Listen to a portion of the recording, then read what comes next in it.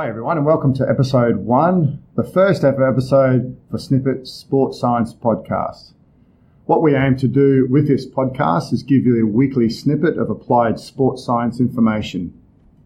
This concept was born around wanting to read a lot more applied sports science articles, understand it and discuss it with a fellow mate of mine, Jared Coleman Stark, and being able to then put that forward into a nice production for viewers and listeners so that you can also experience your little 5-10 minute snippets of sports science that you may be interested in also.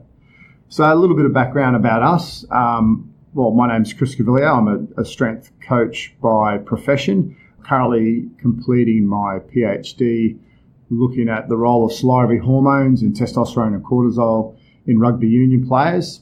I have an interest in a lot of BFR training, passive heat maintenance, and I used to do a little bit of athletics in my time, so I enjoy the sport of athletics, shot put and discus, and like to eat, and I like to lift. So I'd like to introduce my other co-host, Jared. Thanks, Chris. Hello, everyone. My name is Jared Coleman Stark.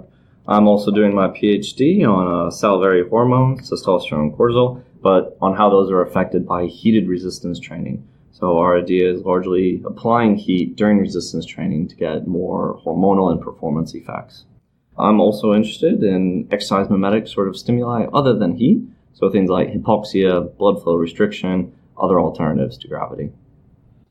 So how the podcast will run, we're just going to take turns in basically interviewing or just discussing the paper, and the other person will then just discuss a little bit more detail. So welcome to our first podcast. We know we're going to get better over time, so come along on the journey with us. So the first paper we're going to review today is around the hormonal and metabolic responses to repeat cycling sprints under different hypoxic conditions. So really just to introduce it and just to get the show going, over to Jared. What's this about? Thanks, Chris. So this is largely around the idea that we've seen exercise increases growth hormone. On the back of increases in growth hormone, we see more lipolysis, more fat burning, essentially. And what we've also seen is that with hypoxia at altitudes greater than 3,000 meters, we also see increases in growth hormone. So the researchers have thought, let's put these together, see if we get a bit more. Nice introduction. So looking at cycling sprints, let's actually just discuss or elaborate on the actual study itself. Yeah, so the study itself, they had 7 male cyclists at the Japan Institute for Sports Science come in and complete 4 cycling sprints, each of 30 seconds, with 4 minutes of rest in between them. They were comparing 3 different conditions. Your normoxia condition, which is the normal environment where you have about 21% oxygen, versus lower oxygen environments, hypoxia environments, of 16.4% oxygen and 13.6% oxygen. They took several blood samples throughout the study just to see the time course of different hormones such as growth hormone, epinephrine, norepinephrine, insulin as the cyclists went through their recovery after the cycling sprints.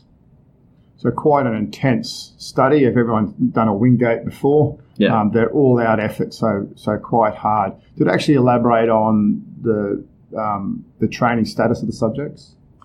The subjects were male cyclists, so they had been cycling. They were part of the university cycling club and typically trained 6 days per week, although none of them had been exposed to altitude for at least a month prior to the study. Okay, sure. And what did they find? So they found, as you said, the cycling itself was actually quite a stimulus. So just from the cycling, from pre to post, they found a decrease in the oxygenation, increase in glucose, increase in free fatty acids. So there's an increase in energy for the cyclist to be able to perform the sprints. They also found increases in lactate, which is showing that they've used anaerobic glycolysis to produce energy. It's anaerobic rather than just taking a stroll in the park, And they found increases in growth hormone, epinephrine, norepinephrine, and insulin, all just within the normoxia. So as you said, the 4 sprints, quite a heavy stimulus. In the 16.4% oxygen condition, so the light hypoxia condition, all they found was that it decreased the oxygenation status a bit more. So no other effects, none of the other variables, nothing else changed, just deoxygenated the athletes more. However, in the severe hypoxia condition, the 13.4% condition, they saw an additional decrease in oxygenation, an increase in free fatty acids, increase in growth hormone area under the curve. So that's a technique where they look at the growth hormone across several time periods, and they take the sum of all those hormone concentrations over the time course. So an increase in growth hormone area under the curve and a decrease in norepinephrine area under the curve. So that's a bit unexpected. So obviously they showed that the higher or more superior hypoxic condition produced increases in growth hormone. Within the discussion, did they elaborate further as to the differences between the conditions as to what they saw? Yeah, so one of the things that they also saw was a moderate correlation between the growth hormone and the free fatty acid concentration. So they're claiming that because these have a correlation, you see the increase in growth hormone and the subsequent increase in free fatty acids, that those are then related. They think that the mechanism behind that might actually be that as your oxygenation decreases, there's more respiratory work to try to compensate, which in turn causes an increase in core body temperature, which then increases the growth hormone. Right. Any other points, limitations they discussed? Major limitation is that the non-significant large performance effect sizes may be due to having a small n. They only had 7 athletes, although reasonably well-trained athletes, it is a small sample size. And overall, what did you think of the study? Yeah, I thought it was great. I thought it was a great representation. I really liked the design where they take the multiple acute conditions and compare across those.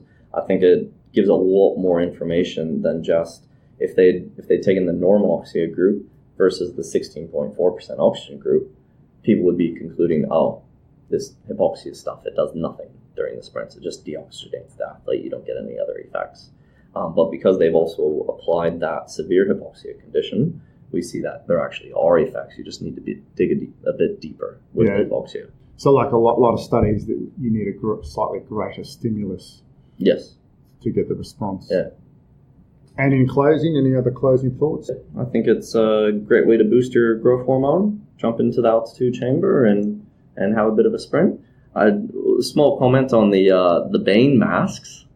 I don't understand how people think that those actually cause hypoxia.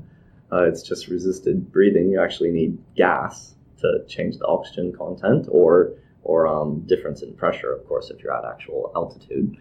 But if you have a gas mask with a canister attached to it, that's a great way to apply hypoxia, but Bane mask does nothing. Yeah, I think that was a point we just brought up in general discussion before the episode, and I think it's really important to, with the world of social media, to really look into these studies and say, how can we apply it, but know that there's certain products out there which say they do something, but truly they don't. So it's nice for us to try and elaborate with other areas of equipment and so forth to say, well, try and apply it where you can, but just be aware to apply it correctly.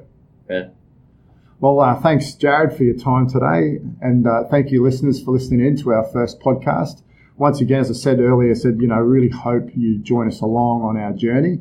So for more information, remember to visit our website at snippetscience.com. And also remember to follow us on Twitter at snippetscience. Tune in next week.